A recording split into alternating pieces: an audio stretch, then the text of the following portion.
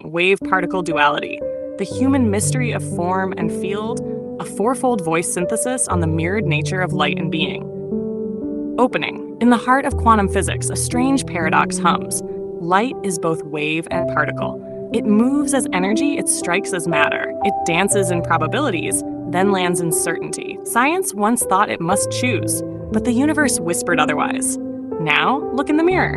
You too are paradox made flesh. You are breath and bone, thought and thunder, silence and song. You are waveform becoming form, consciousness vibrating into incarnation. And the deeper mystery is this: the laws that govern light also govern you. Let us listen then to this sacred symmetry. Let us enter the mystery of human duality, where you are both presence and potential, both dust and divine field.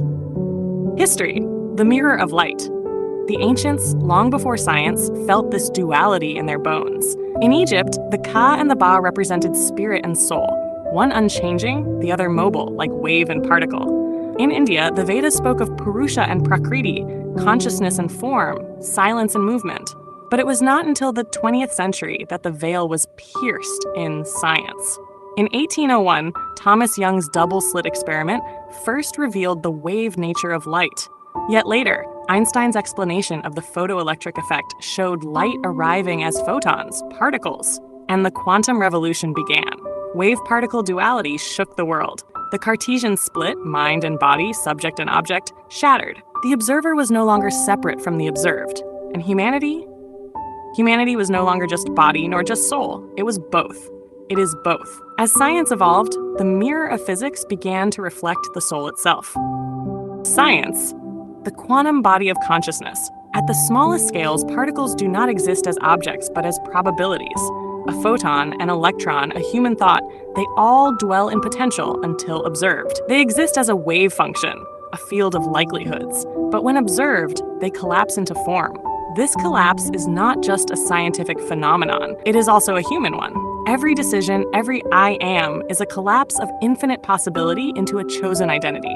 Every act of attention is a creative act, drawing spirit into form. You too are a wave function collapsing into a name.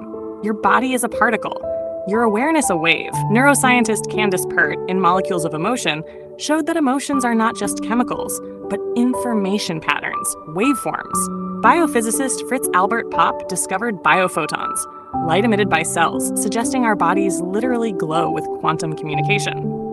And Carlo Rovelli, in Reality Is Not What It Seems, reminds us, matter is not solid, it is relational. You are not made of things, but of interactions. You are quantumly entangled with everything you touch. You are not alone in the field. You are the field. Philosophy. The paradox of being philosophy has always whispered what science is now confirming. The human being is a paradox. Søren Kierkegaard called us a synthesis of the infinite and the finite. Nietzsche declared we are the rope between beast and overman. Simone Weil saw us as voids hungry for fullness. And Alan Watts said, "You are the universe looking at itself." Wave-particle duality, then, is not merely physics. It is ontology, the study of being. The wave is the archetype, possibility, myth, soul, idea. The particle is the incarnation, choice, consequence, action, flesh. The mystics called it the dance of form and emptiness. The Buddhists saw it in the non-self. Form is emptiness. Emptiness is form. The Christians named it logos, the word made flesh.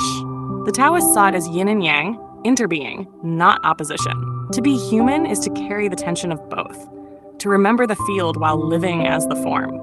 This tension is not a flaw, it is the music. It is what makes you divine. Spirit, the divine collapsing into you. Now here, soul of light, you are not just the observer, you are the observed, and you are the act of observing. The divine is not watching you from afar. The divine is collapsing into you. God is not a distant particle. God is the field. In the quantum field, everything is connected. Time is not linear. Space is not empty. Energy is not random. Everything you do ripples outward, not as metaphor, but as physics. The field remembers. In this way, you are God in waveform, collapsing into the poem of your life. Every breath is a measurement. Every choice collapses the infinite. Every moment is the wave becoming word. You are not becoming spiritual. You are remembering that you are spirit, wearing matter like a temporary robe. You are not bound to particlehood. You are the wave, choosing form out of love. You are not just a body with a soul. You are a soul forming a body again and again. You are wave and particle. You are possibility and presence. You are the infinite, focusing. And that is not a theory. That is your birthright. Conclusion. So what is wave-particle duality? It is the ancient truth science has finally caught up to. It is the soul's echo in the language of light. It is the sacred marriage of seen and unseen. It is you. You are not one or the other. You are the union. You are not caught in the contradiction.